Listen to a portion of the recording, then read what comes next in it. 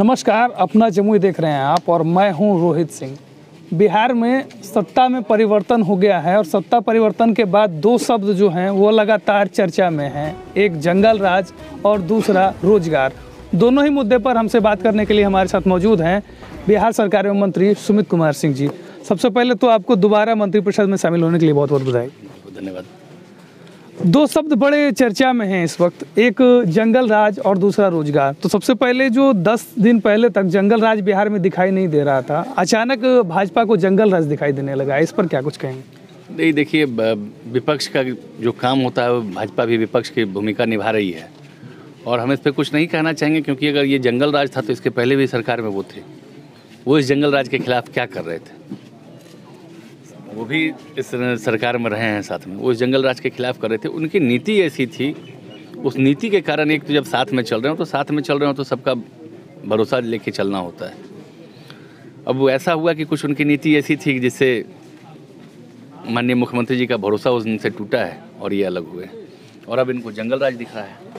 अब बात आ गई है रोजगार पर। पहले बिहार में रोजगार उतने पैमाने पर नहीं उठ रहा था, जब से ये गठबंधन बदला है रोजगार की बात उठ रही है और भाजपा हमलावर हो गई है रोजगार पर, जो स्वयं कभी रोजगार का वादा करती थी। इस पर क्या कुछ कहना है? देखिए, हम एक ही बात आप लोगों से पूछना चाहेंगे, आप तो पत्रकार भी हैं और आपके माध्यम से हम, आपके चैनल के माध्यम से हम आम लोगों तक एक सवाल भेजना चाहते हैं अपना, कि 2019 पहले आया कि 2020 पहले आया?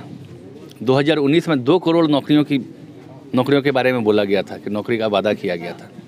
आप चुनाव पूर्व सारी बातें कहते हैं कि जब हम चुनाव जीत जाएंगे तो काला धन वापस आ जाएगा, हम चुनाव जीत जाएंगे तो भ्रष्टाचार खत्म हो जाएगा, हम चुनाव जीत जाएंगे तो जितने भ्रष्टाचारी हैं वो जेल के अंदर चले जाएंगे।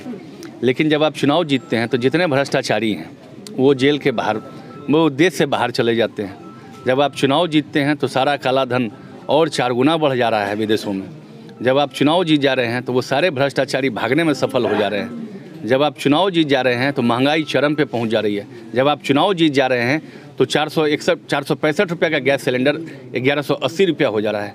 जब आप चुनाव जीत जा रहे हैं तो अन्य जगह जहां आपकी सरकार नहीं है वहाँ ईडी और सीबीआई काम कर रही है। तो ये कोई तरीका नहीं है, ये तो लोकतंत्र की हत्या है। ऐसे नहीं चलता लोकतंत्र। लोकतंत्र में हर किसी को अपनी बात, अपने आवाज़ को उठाने का अधिकार है और यहाँ पर आवाज़ को बंद किया जा रहा है। इसलिए ये कहीं से उचित नहीं है।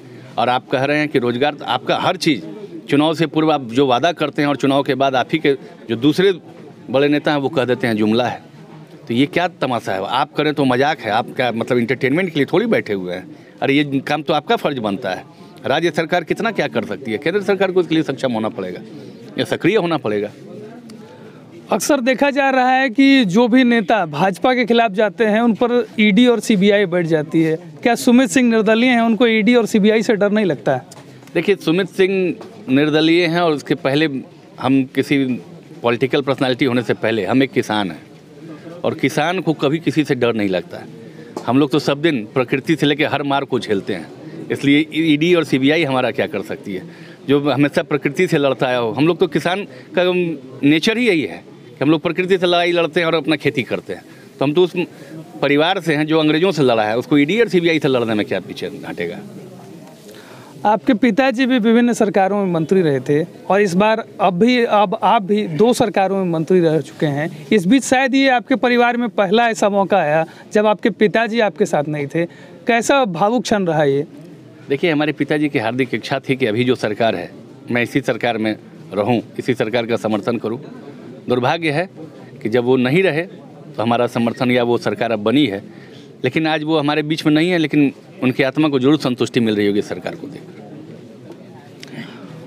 युवाओं को रोजगार की बात चल रही है, आप भी हैं। लोग ये कहते हैं कि मंत्री सुमित सिंह कहीं ना कहीं परिस्थिति के मंत्री थे, आपके विरोधी लगातार ये बात कर रहे थे। लेकिन अब जब सरकार एक मजबूत गठबंधन में है और मजबूत उसके पास मैंडेट है, फिर भी आप मंत्री बने हैं, तो ऐसे विरोधियों को किस प्रकार आप जवाब देना चाहेंगे? देखिए, लोगों का क्या है, लोग कहते रहते हैं, अब उस पर हम लोगों को नहीं जाना है।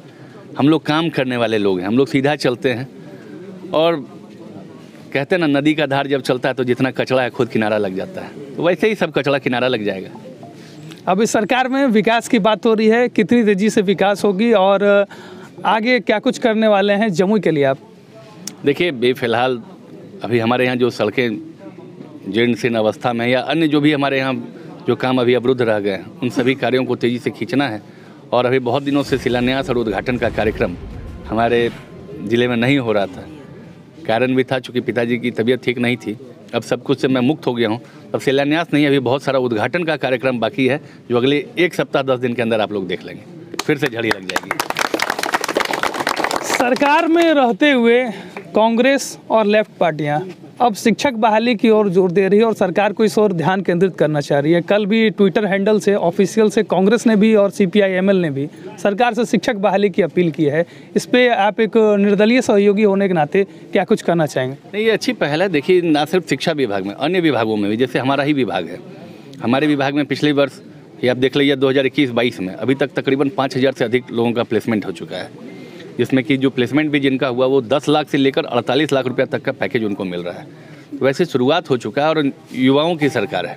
सबसे अच्छी बात है कि सरकार में युवाओं की भागीदारी बहुत अधिक है, इसलिए सारे युवा मिलकर युवाओं का रोजगार कैसे सृजित किया जाए, इस पर हम लोग फोकस्ड हैं और हम लोग इसको बिल्कुल अधिक से अधिक रोजगार का अवसर हम लोग पैदा करेंगे बिहार में। वर्षा काफ़ी कम हुई है, मुख्यमंत्री जी भी यहाँ आए थे, सुखाड़ की स्थिति उत्पन्न हो गई। इसमें कब तक जमुई जो है आपको लगता है कि सुखाड़ घोषित हो जाएगा? देखिए, इस महीने इसका पूरा आकलन चल रहा है, इस पूरे महीने में इसका आकलन चल रहा है। हमारे नेता माननीय मुख्यमंत्री जी जिले जिले जाकर स्थिति का मतलब जायजा ले रहे हैं कि कहाँ पे कितनी रोपनी हुई है, और जो वास्तविकता है वो यह सामने आ रहा है कि रोपनी बहुत अधिक नहीं हो पाई है। ये हम लोग भी मान रहे हैं कि बिहार जो है वो सुखाड़ की तरफ बढ़ता जा रहा है। इसलिए जो कुछ भी हो सकेगा हम लोग किसानों की बेहतरी के लिए, किसानों की अच्छाई के लिए निश्चित तौर पे हमारी सरकार करेगी और किसानों का भला के लिए जो कुछ होगा हम लोग करेंगे। स्वास्थ्य सुविधाओं में भी अभी देखा जा रहा है जमुई के सदर अस्पताल में कुछ कमियां नज़र आ रही हैं, क्या उसको ठीक करने के प्रति भी सरकार में आप शामिल हैं, कुछ उपाय करने जा रहे हैं? बिल्कुल, मैं आपको जानकारी दे दूं कि हमारी ये बात हो रही है स्वास्थ्य विभाग के प्रबंधन से, और स्वास्थ्य विभाग के जो पदाधिकारी हैं धीरे धीरे उनमें सुधार उन्होंने प्रयास भी शुरू किया है। और कुछ एक कमियां जो हैं उस पर हम लोग फोकस्ड हैं कि वो कह भी रहे हैं हम लोग कि वो उन कमियों को दूर किया जाए, और जो डॉक्टर जो अपने इसमें कार्य में जो लापरवाही बरतते हैं उन पर अविलंब कार्रवाई करने का भी हम लोगों ने उनको निर्देशित किया है। तो चलिए, ये हमारे साथ मौजूद थे बिहार सरकार के विज्ञान एवं प्रौद्योगिकी मंत्री सुमित कुमार सिंह, और बता रहे थे किस प्रकार सरकार युवाओं की है और युवाओं के लिए काम कर रही है। अपना जमुई के लिए मैं रोहित सिंह।